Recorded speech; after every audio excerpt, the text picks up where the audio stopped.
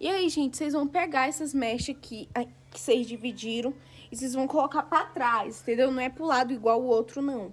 Olha meus músculos, gente. Cê é louco. Aí vocês vão pegar a Xuxa, ou vocês vão amarrar mesmo com a trança, mas eu prefiro com a Xuxa.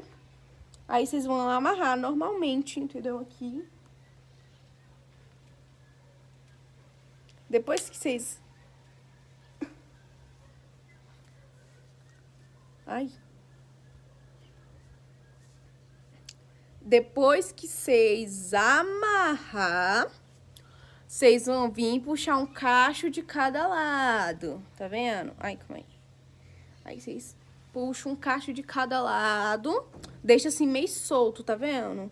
Aí vocês vão pegar de um lado. Calma aí, gente. Tem que ficar bonito aqui, entendeu? Calma aí, gente.